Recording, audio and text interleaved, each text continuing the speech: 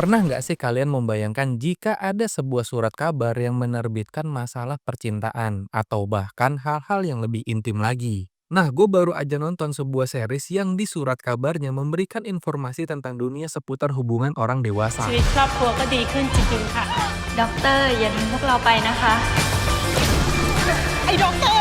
อย่าให้รู้เชียวนะว่ามันเป็นลูกเต้าเหล่าใคร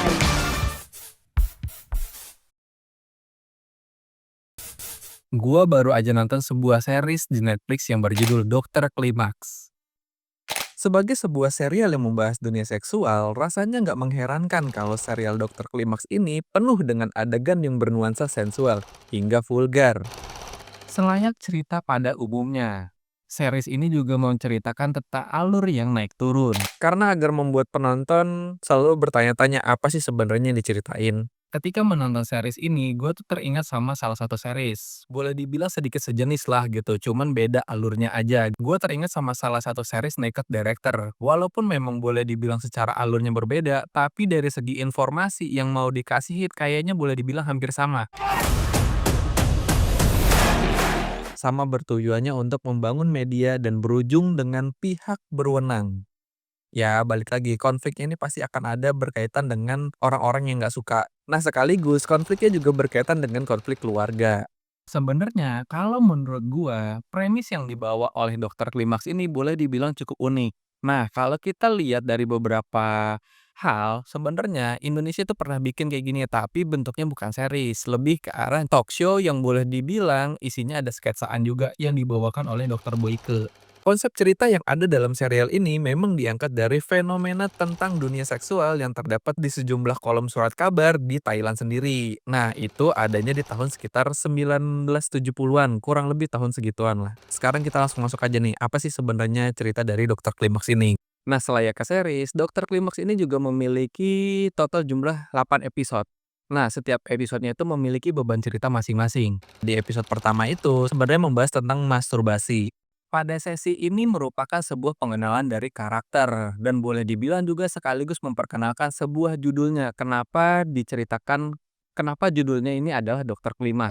ดรไคล ด แม็ก รไคลแม็กซ์ คือผมอยากทราบว่า Karakter utama pada series ini tuh diceritakan seorang dokter. Dokter ini bernama Nat. Dia menekuni profesi sebagai dokter yang ternyata pengaruh dari keluarganya. Cukup klise lah ya sebenarnya cerita kayak gini. Keinginan anak akan selalu kalah dengan keinginan orang tua. Nggak salah kok, karena orang tua mana yang nggak mau anaknya berhasil. Hal ini masih sangat relate sampai saat ini. Tapi di sisi lain, Nat ternyata sangat suka dengan dunia penulisan dan ingin menjadi penulis. Di sisi lain, Nat juga ternyata cukup terobsesi dengan perempuan lain, walaupun Nat sendiri sudah memiliki istri. Bisa dibilang, ini juga merupakan sebuah cerita dari tragedi perselingkuhan.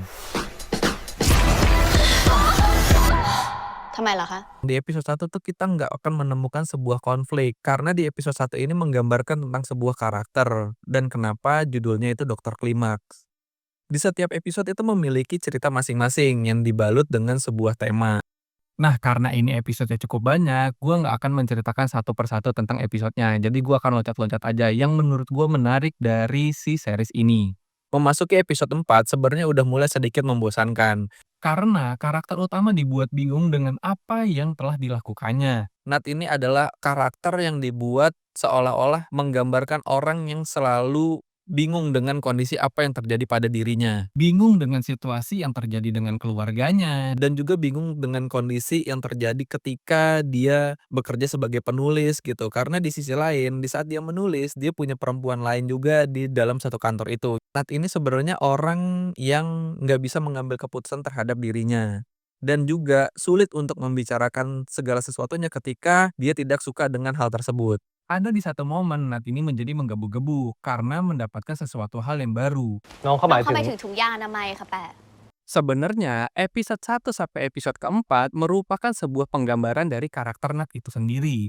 Yang senang terhadap perempuan lain karena dia mendapatkan experience baru dan juga ternyata dia nggak suka dengan kondisi hubungan keluarganya. Namanya juga sebuah cerita ya gitu, pasti ada siklusnya. Singkat ceritanya, gaya penulisan Nat ini sangat disukai oleh masyarakat, walaupun penuh dengan kontroversinya juga. Cara penulisan yang tidak terlalu ilmiah, jadi membuat orang bisa berimajinasi tentang penulisannya tersebut gitu.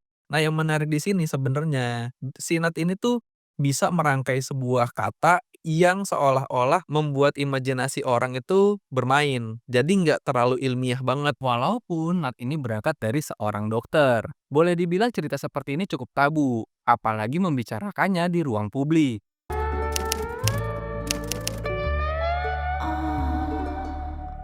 Di sisi lain, ada juga yang menurut gue cukup mengganggu dari keseluruhan cerita ini. Ya wajar lah ya yang namanya series gitu, sebuah cerita yang dipanjang-panjangin. Apalagi nih totalnya jumlahnya 8 episode. Buat gua yang cukup mengganggu itu selama menonton, salah satunya tuh adegan eksterior. Adegan eksterior ini sebenarnya kalau digambarin adalah adegan di mana bukan di dalam sebuah ruangan, tapi di luar ruangan. Nah, itu biasanya kalau misalkan dalam sebuah persyutingan dibilangnya adegan eksterior.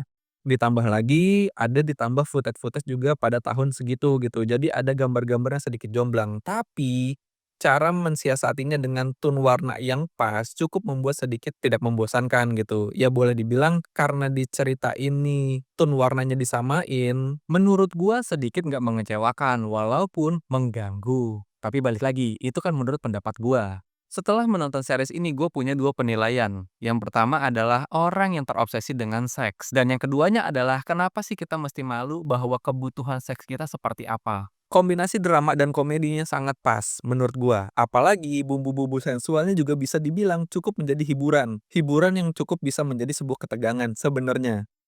Setiap orang memiliki kebebasan dan kepuasan masing-masing. Ini hanya sebatas general aja ya, nggak menyodorkan ke hal yang negatif. Jadi pilihan itu tetap ada di tangan kalian masing-masing.